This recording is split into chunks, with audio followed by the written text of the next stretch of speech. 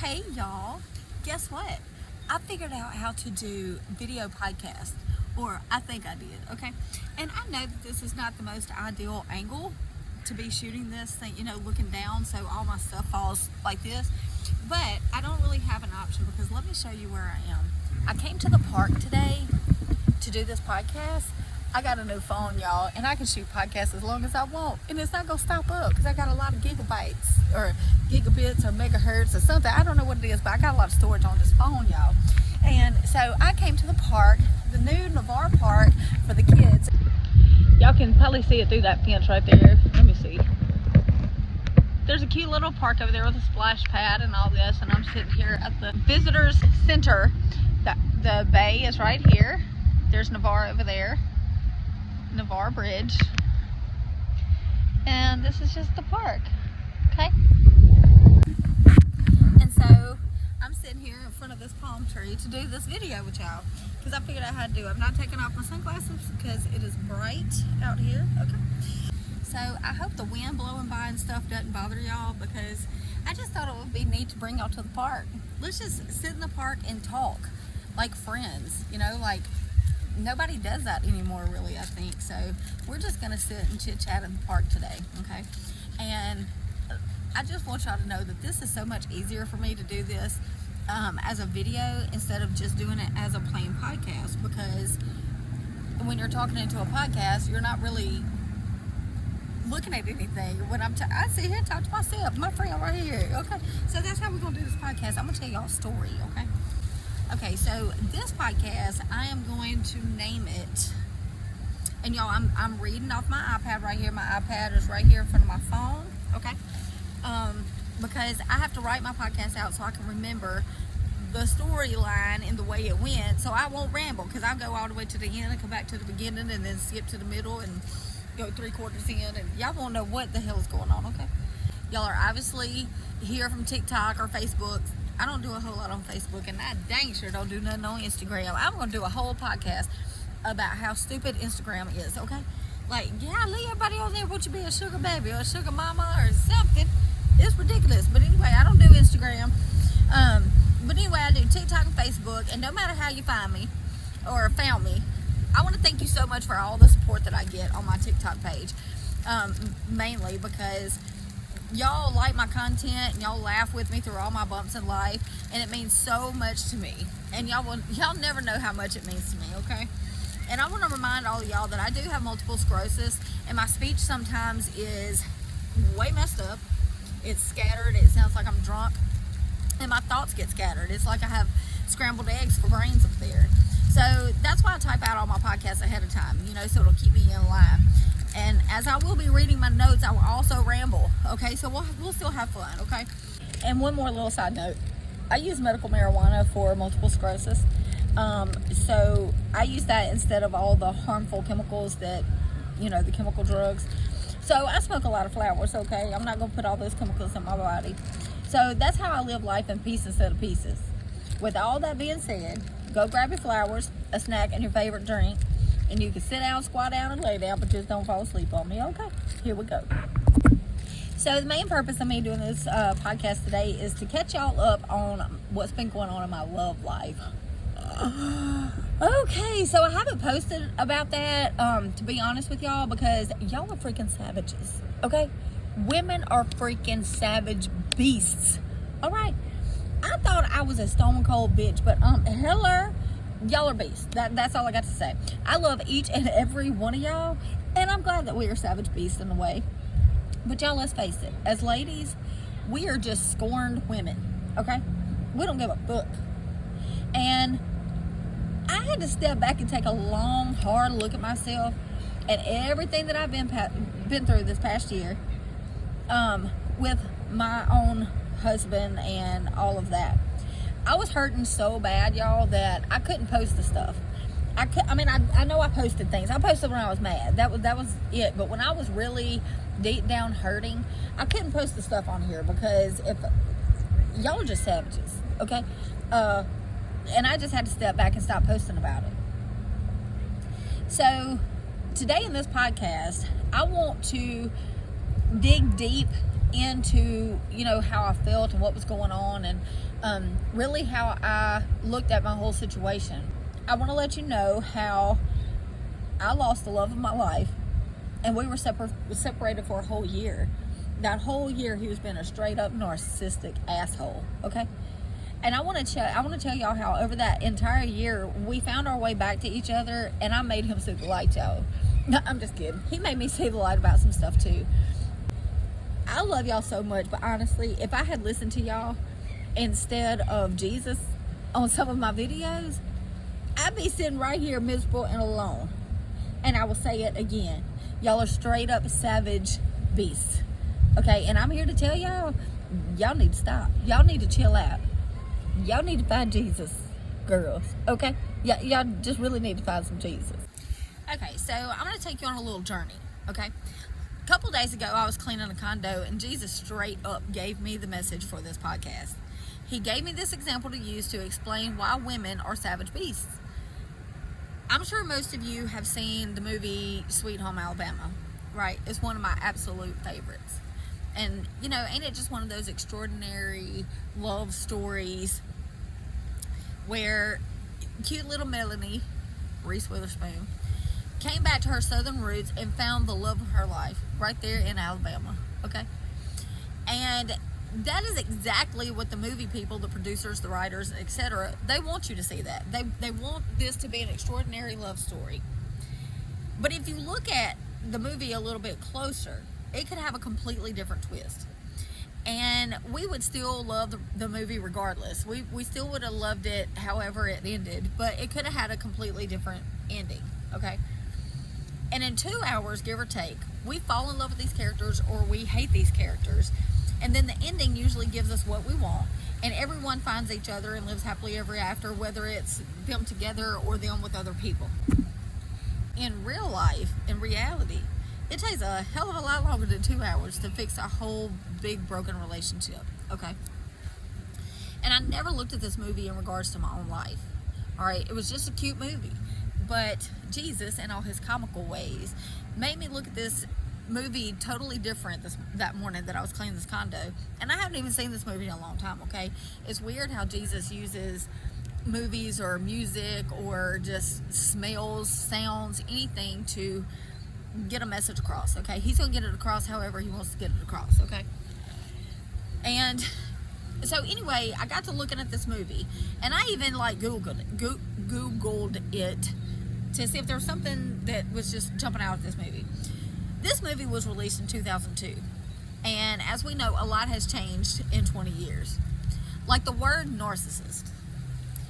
The word narcissist is used so regularly that it's like everyday common conversation, okay? Everyone knows a narcissist, has a narcissist, or they either are a narcissist, okay? The other thing that has changed a lot in 20 years, everybody needs therapy in one way or the other, okay? And if you don't need it, someone's going to tell you need it, and that you're just in denial. Then if you get therapy and it's making you crazy, you just got to get more therapy, and it's a hamster wheel. Like, it never stops, okay? And looking back on this sweet little movie from 20 years ago, let's put today's twist on it. Let's put it in the 2022 way, okay? How things go and how we look at things differently. When you do that, when you look at it in the 2022 way, it looks like to me that Melanie, sweet little Melanie, was the narcissist in this situation. What? I see y'all sitting there. What? Not cute little Melanie. Not the little designer clothes. Not Melanie. She wasn't a narcissist. Yes, she was. Yes, she was. And I'm going to show you how. Okay. If we look at it like that, you know, this girl left Jake. Fine ass Jake. Okay. He was just fine little self. She left him because he was a bum in Alabama, okay? He had no dreams, no ambitions, no nothing. So she left him. And then 7 years, she went off and found her somebody else, got engaged to somebody else, wasn't worried 2 seconds about Jake. Then she come back, still wasn't worried about him. I'm not, here we go now. Y'all listen to it. So if we look at it like that, like she did all this stuff to him, the way y'all talked to me on my TikTok pages about what I should have done with my husband after he went off and lived with somebody else, this is what I heard. He should have just signed them papers a long time ago and moved on like she did. He deserves way better than some highfalutin, hoity-toity Yankee bitch. She left his fine ass for a better life. So let her go back to it. She sure wasn't thinking about him when she was running off getting engaged to somebody else. But Jake was just living his little life, still waiting on her. Sound familiar, don't it? These sunglasses are just crooked as hell, ain't it? This podcast right here is going to teach y'all the difference. This podcast right here is going to teach y'all the difference between women and men. How men think, okay? Notice how when Melanie came back to Alabama to get her little divorce papers signed, Jake didn't dwell on the fact that she had been away for 7 years, ignoring him like he didn't exist. He didn't dwell on the fact that she was able to go off and leave him and live her life and be happy without him. Like, she could actually go have a life without me. He wasn't dwelling on that. He ignored the fact that she had never seen him for what he was worth. She thought he was a bum and that he had no ambitions. And while she was away, he worked on that. But she never knew it. She never even tried to ask, did he work on it? And when she came back, she still didn't give Jake the time of day. She was even going to marry another man in the hometown where Jake was, just so he could watch the whole thing. What a freaking gut punch. She didn't give a fuck. Not only did that little snot-nosed, hoity-toity Yankee bitch throw Jake away like garbage the first time when she left and be gone for 7 years, she threw him away the second time when she came back, because she walked down the aisle to another man after she done talked to Jake. Not only did she throw him away twice like garbage, she outed her childhood friend in front of an entire bar full of people. And then she lied to her new fiance about her entire existence, and so on and so forth and so on. But let me tell you something. After all of that, I bet not one of y'all was looking at the TV and say, Jake, you just need to kick her to the curb, throw her bags in the yard and burn them. Send her back to the new man. She don't deserve you. I bet y'all wasn't saying none of that. Y'all never thought that when y'all was watching that movie. So what I don't understand is why 98% of the women on my TikTok videos have automatically said, kick my husband to the curb. Y'all remember the roommate situation. Our story is exactly like the Sweet Home Alabama movie. But I never saw the sweet side of it. A handful of people saw a beautiful ending to my love story with my husband, but I was not one of them. And I wanted it for so long. Then when it got here, I didn't want it no more. So I'm looking at this movie, and the way we watched the movie, after everything that Melanie did, all she had to do for everyone in America and everyone in her little hometown to fall in love with her again was to put on a cute little dress and cowboy boots and walk around the same town with some sweet music playing while she passed out her heartfelt apologies. She still turned Jake down. Okay, she still turned him down. Jake wasn't running after her. He ignored her. He showed no emotions, really. He just lived. But what if? What if he had signed those papers and never looked back? They would have never had that magical ending. It wasn't that such a magical love story? Wasn't it such an awesome, explosive ending? But Jake never gave up his love for Melanie. No matter what she had done, he knew his love for her would overcome all that, and he forgave her, even though she threw him out like yesterday's garbage. But we didn't look at it like that in that movie. And so many of us will never know the feeling of an amazing ending. You want to know why? Because we are in the generation of narcissists and therapy. Everyone would rather spend all their time with a therapist, spending all their hard-earned money complaining about their life, and getting an endless supply of helpful tips and tricks to move on, yet they never do. We are so used to labeling men as narcissists that they don't even have a fair chance anymore. Ladies, we're savages, okay? We need to stop. So here I am. I'm going to tell y'all the story about what's been going on with me and my husband after I've told y'all the Sweet Home Alabama story. Think about that, okay? how she left, wanted something different. She went off for 7 years, okay? And y'all love that movie, remember?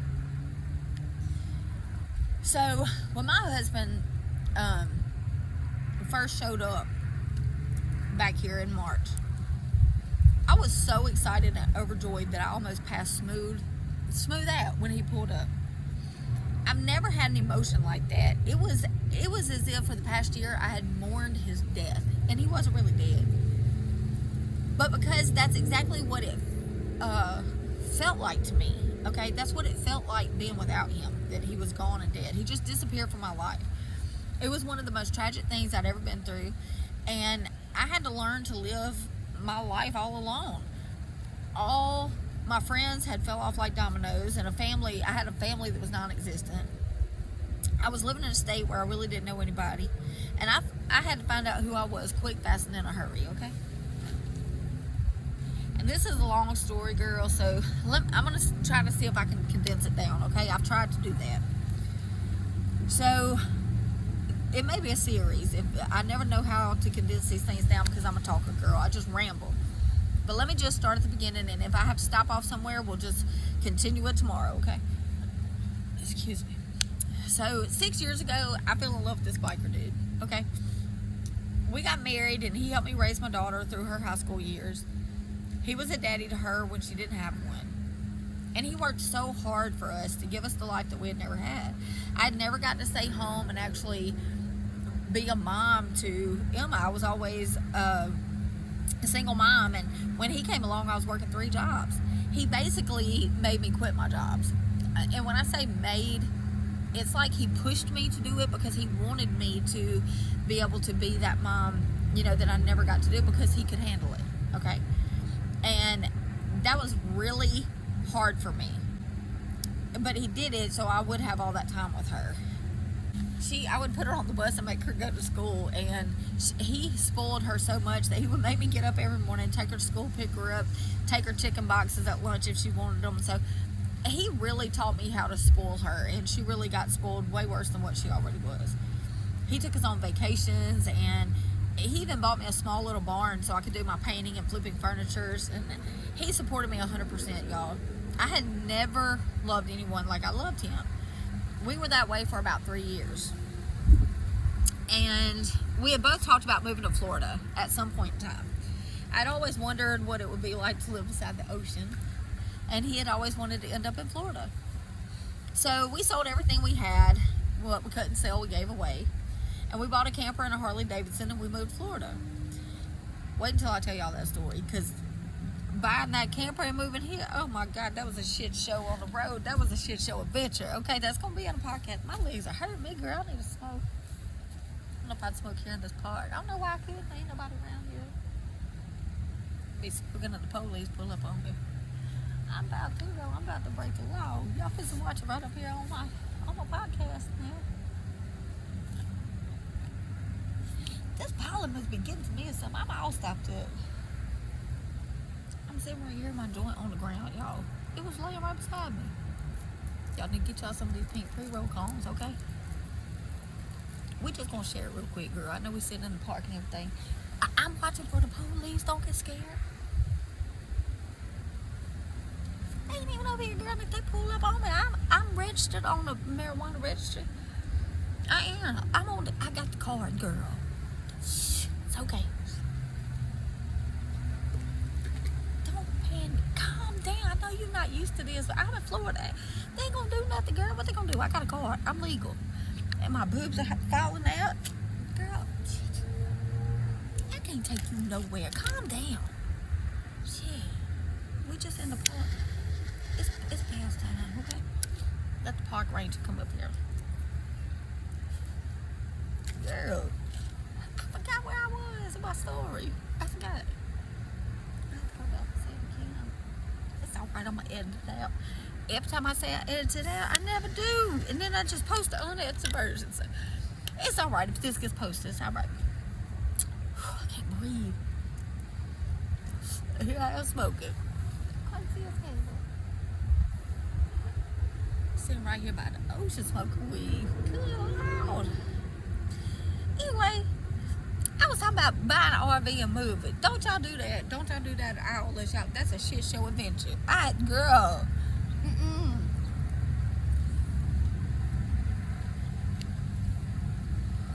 Anyway, it wasn't my cup of tea. And I don't want to ever do it again like that. I mean, I take that back. Now that I got a camper, I know how campers are, but I didn't know how they were then. And it was definitely a shit show adventure, okay? And to look back on it now, I wouldn't want to do it with anybody else but him, because it was awesome how we were with each other. I'm still looking, don't worry. I'm still telling my story, now hush. So anyway, we moved on to Florida and we were living it up, okay? He was working at a motorcycle dealership. I don't know if I can say the name of it, so I'm not going to say it on here, okay? And I was working at the campground where we lived, so we were living there for free, girl. But it was 30 minutes from here. And we go on rides on the motorcycle all the time. We go to the beach, but we live 30 minutes from the beach, and it sucked ass. Them kids just screaming over there, girl. There's lizards everywhere. I'm going to take a break and show y'all the lizards, okay? Hold on. There's one right there, and there's one right there, and one right there, okay? That's how far they are away from me, but that's a little too close to comfort, okay? They stay over there. Looks like little alligators. There's one laying up on the thing. Y'all see him up there? So, while we lived at that campground, we had a few adventures there. I wanted a food truck, and that is a very lucrative business in Florida, but it's not easy to start. But I was determined that I was going to do it. So we bought an old camper and flipped it and turned it into a food truck. And that's another fun podcast that I'll do. And I'll with that one, I'll post pictures of it and everything and show y'all. And it was so much fun. He eventually quit the dealership and we were working at the food truck. And then tragedy struck, and it just set off a chain of events that basically ruined our lives for the past 2 years. Not to mention COVID. During COVID, it was awful. Okay, we didn't last. Shortly after we started the food truck, he had a stroke. July 25th, 2021. He was airlifted out of the campground where we lived. They had to take him to the nearest critical care unit, and he was in ICU. So the next day, I was at home, and it was storming really bad, and the lightning storms are really bad in Florida. The lightning hit our camper and tore all the electrical up in it. Do y'all hear how stopped up I am now just from sitting out here? It's like the pollen. It must be the pollen. Good Lord. Okay. So lightning hit our camper and tore up all the electrical in it. And it was ridiculous. Okay. I had people in the middle of a rainstorm trying to help me get my electricity back on while my husband is laying in an ICU. The day he was released, which was like 5 days later after a stroke, I went to pick him up, and on the way home, the head gasket blew in the only vehicle that we had, and I had a stroke victim in the hot Florida sun with a torn up vehicle, just broke down. Didn't really have anybody to come and get us. So, you know, I had to just scrape and rake in my phone to find somebody to come and get us, okay? We had actually sold our food truck before he had the stroke, and the girl that bought the food truck for me, we had hit off really. It was actually the girl that did the Target Jesus dresses with me. We had borrowed the vehicle from her, and she kind of helped us through that. I told her I didn't even really know her that well, and I called her when he had the stroke. I was driving around, didn't know what to do, and I was like, you know, this is going to be a test of our friendship, because I know we haven't known each other very long, but I really need some help. And she came running.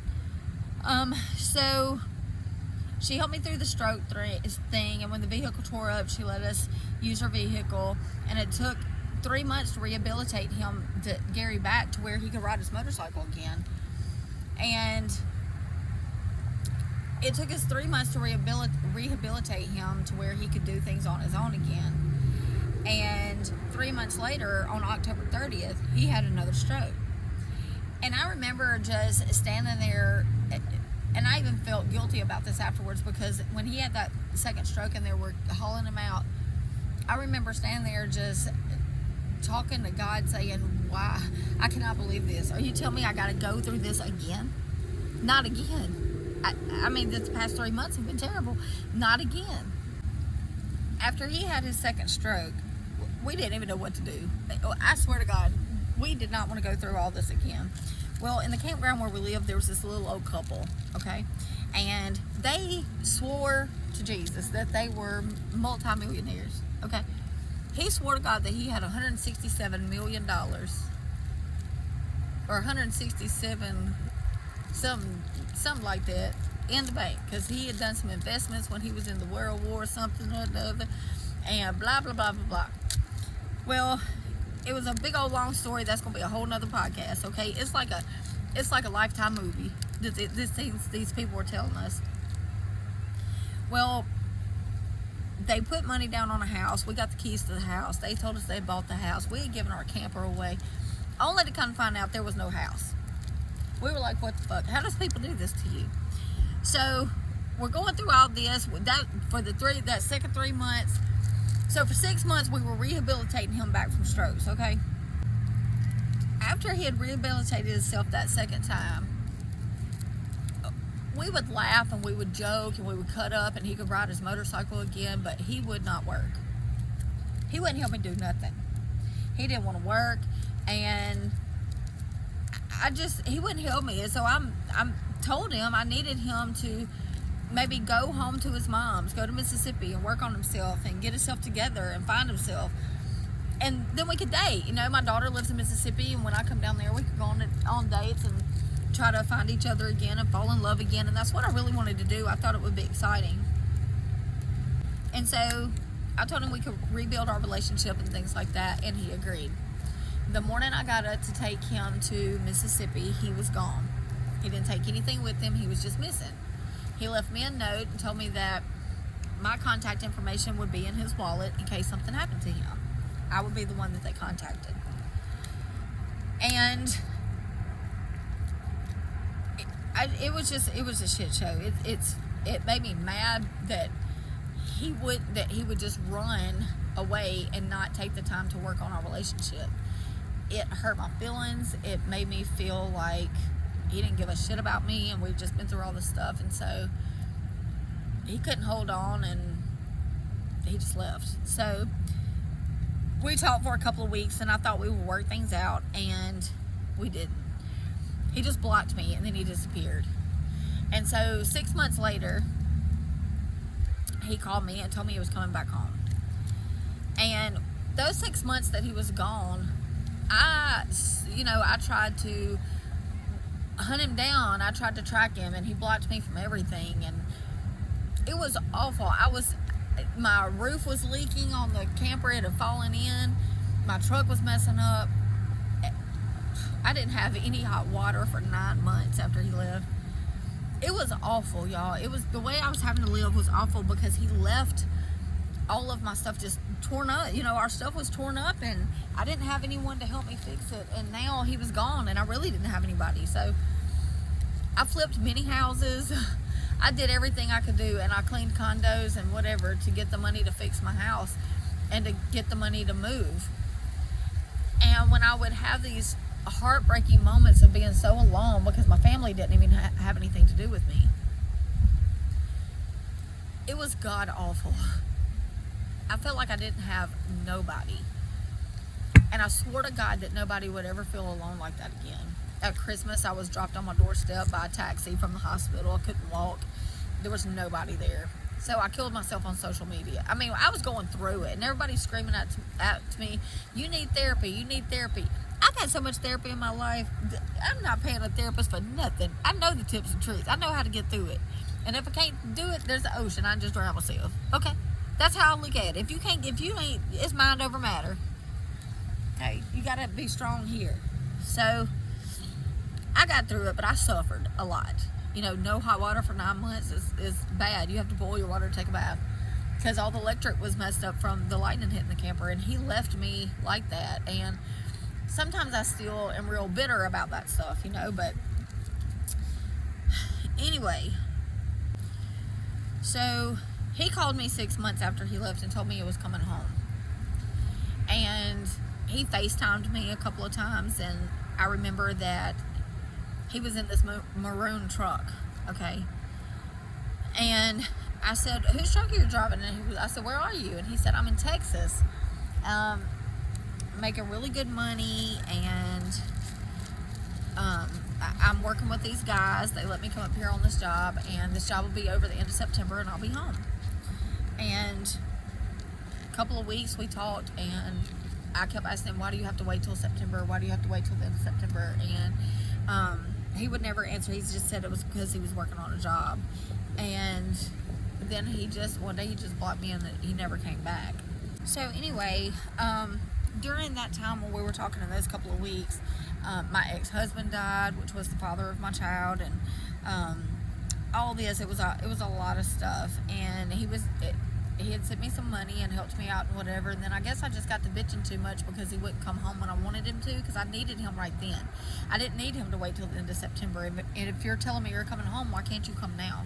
I didn't understand it. And so I guess it got too much for him, and he blocked me again. So I flipped that mini house and moved to the ocean. I sent him the address and told him, if he wanted to talk or whatever, this is where I am now. And I always left that line of communication open for him so he could always contact me if he needed something. I'd helped him through 2 strokes. I didn't think he was in his right mind or something. But little did I know, he wasn't in Texas at all. So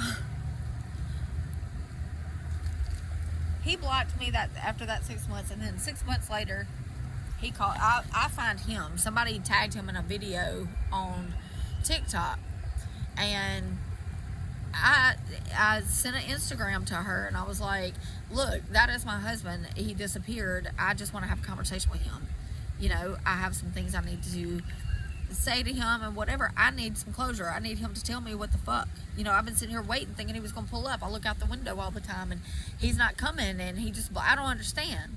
I thought something had happened to him or whatever. And anyway, she told me that he was happy there, that he was not interested in anybody, blah blah blah blah blah, and she was lying to me the whole time. Anyway, long story short, he came home, and when he came home, he pulled up in the driveway and handed me the keys to the car that he had bought and all this kind of stuff, because he was up there saving his money buying a car, and I was here fixing this old jalopy that I was driving. And when he got out of the car, I ran out in the driveway and I hugged him, crying my eyeballs out, just emotions overflowing, because I just could not believe my eyes that I finally was touching him again, that I finally had him in my hands. And he was just smiling and no emotion. He wasn't excited like I was, and I wanted that. So it rolled on for a couple of weeks after he got here, and I just didn't feel that he loved me, and so I talked to him about it, and he said he didn't love me anymore. But he told me he didn't love me anymore right after I found out that when he told me he was in Texas, he really wasn't in Texas. I found some things and some messages, because I went through his phone. I thought he was lying to me, and he was. There was a message in there that said something about they needed stuff returned that they had let him and this girl use while they were living together, and I was like, what? So I asked him about it, and he told me. And then that all hit me, because I was like, while I was sitting here suffering, you called me from her truck, the maroon truck, that was her truck. He was living with her when he called me after 6 months and told me he was coming home. I don't know if they were in the middle of a fight or whatever, and I've tried to figure it out. It's stupid for me to try to figure things out. I got upset because I told him, I said, you lived with her for about 3 or 4 months or whatever, and she posted that y'all were in a relationship on Facebook and all this kind of stuff, and here I am waiting on you thinking you're coming back, and I'm missing you, and I'm so alone. And you see me because you watch my stuff. I'm so alone. But you're crawling in the bed with a woman every night, and you have that warmth of somebody, and I didn't have that. That bothered me so bad, that he could go and live his life without me and be happy. And I couldn't do that. So I went through all that bitterness. I posted my stuff on Facebook. I posted my stuff on TikTok, and y'all, Whoo! Y'all were kick him out, blah blah blah, take the car, I mean everything. We were just throwing him under the bus. But y'all, he did the same thing to me that Melanie did to Jake. He went and tried something new. There was only 2 people that commented on my stuff out of hundreds of comments that said, why is he not with the other woman? Even if she broke up with him, which he says he broke up with her, I don't know. Even if, why is he not there? Why is he not with her and he's with you instead? Y'all want to tell me it's because I'm second-hand garbage to him, like I'm the second choice. When actually that's not true. The way I look at it now is that he used her as a stepping stone. It was just something he did while he was there. If I dwell on it too much, it's going to ruin me. Because he worked with her in Florida. She went to North Dakota. He went up there after she was already there. And then she left. And then a couple months later, he came home to me. Why did he wait so long? I've asked him that. He said he wasn't ready. And if you look at it, I kept thinking, why are you not ready? What was wrong with me that you wouldn't come back? And it wasn't me. The man had 2 strokes. 2. He's lost a lot of weight. He's lost a lot of muscle mass. His thinking process is a little different. And when things like that happen to a man, especially, it knocks them down. When he could pick up, 800-pound barbell weights and whatever, and move things and pick things up, and now, not so much. And it bothers him. He says things about it. And so, after I kept reading everything that y'all were putting on TikTok saying, kick him out, he's treating you like garbage, he's using you, blah, blah, blah, blah, blah, I just had to shut it off. That's why I quit, posting about it. Because if I would have kept listening to y'all, I mean, hell, y'all saw me. After he got here, I went and put his clothes back in the fucking car, in the parking lot, and left him there while he was at work, kicked him out. He went to Mississippi, visited with his parents for a minute, and then he called me, and we came home, and he worked it out. This is what I'm going to say to y'all. I was going to let him be the roommate thing, and I was going to use him like he used me. I was going to get him back. Had I listened to y'all, I would not have found the happiness that we're finding with each other now. We went through some traumatic stuff together. And I was highly upset that he went and had a life without me. I was. I'm glad that I had that year by myself, though. I hate how it happened, and I hate the depression that I went through, because I really wanted to end my life. But it made me such a strong person. And for all of y'all out there telling me I need to heal from him, I've healed for the past year. I've went through a hell of a lot in the past year. I'm a very strong individual. And I hope proving to y'all that I worked on my marriage, and I'm still working on my marriage. I say marriage. We've been together, well, this will be 6 years. We've been apart for a year. We've been together for 6 years.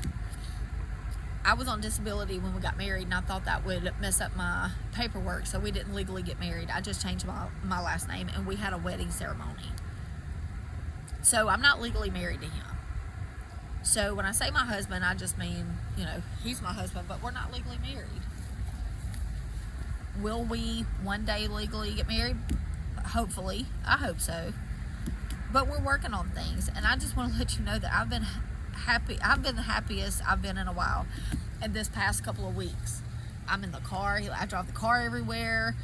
He helps me with my condos. I go and hang out at his work, and we have a good time. And I just had to step back and look at it a different way.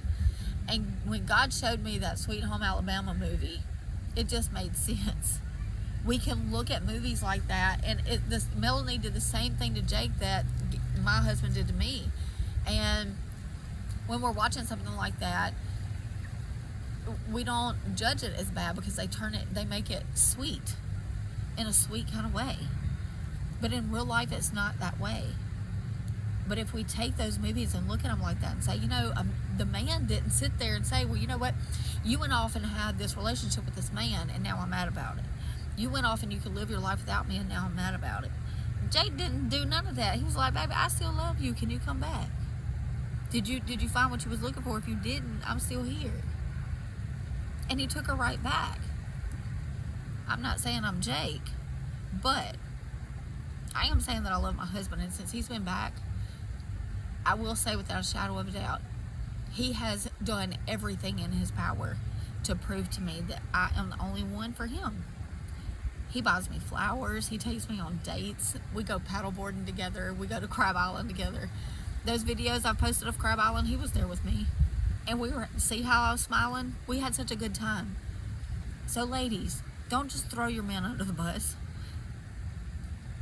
But I don't want you to stay with somebody that's a true narcissist. He was a true narcissist this past year. People can change though. I've been with a true narcissist that was a drug addict that went to prison, and that was terrible. Did my husband have some narcissistic behavior this past year? Yes, he did. Did I sit him down and show him what the hell I was talking about being a narcissist? Yes, he listened to me when I sat down and showed him the recording. I told him I recorded it. Listen to yourself. You're acting. You're. The way he would talk to me because he was mad, and he finally confessed to me that he was doing all those things because he was embarrassed. He was ashamed. He didn't like the way he acted. I thought he was lying to me when he said that, but he wasn't. He really does regret what he did, leaving me and all that kind of stuff. But he needed to go work on himself. Trauma is a hard thing to get through, and it's been very hard on him with those strokes. So I decided to give him a second chance. And I'm so glad I didn't listen to you, girl. I'm so glad I didn't listen to y'all. I'm so glad I didn't. And don't always listen to your friends, girl. Listen to your gut. Listen to your gut and to God. Because God takes us back without condemnation. And I read that one morning in my Jesus Calling book when I was wanting to just throw him to the curb, girl. Jesus said, I always let you back without condemnation. So I tried it. And I'm glad I did. Because I just knew if it didn't work out, I'd kick him out. I'd kick him out just like I did and just keep on crying, be by myself. But I didn't, and I'm glad I didn't. So I just wanted to tell y'all, quit being savage beast, girl. Go find some Jesus. Y'all need to chill out. Get y'all some pre-roll cones, girl. Get you some pre-roll cones. Smoke you some flowers, girl. It would calm you down. I've smoked a lot of flowers in the past couple of weeks, and it made me get my marriage back together. Okay? So I think I'm going to get up from here in just a minute. We might go hang out at his work in a little bit, and I'm going to show you a video of him because he is hot. That is one thing that girl said. I read in one of her messages. I got me one, y'all. Look at my boobs hanging out. Lord. Anywho, can't dwell on that stuff. Let it go. Let it go. Let it go and smoke some flowers, you know. All right. I'll see y'all later, girl. Oh, I'm not going to see y'all later. I got to tell y'all this. Y'all better go to Shop Girl, please. Get y'all some shirts. Weed, because people suck. I'm going to have some other shirts on there, potheads. They're going to be so cute. I found some little Etsy sellers that can help me do my screen printing and whatever. So y'all just stay tuned, and I will see y'all later. Bye now.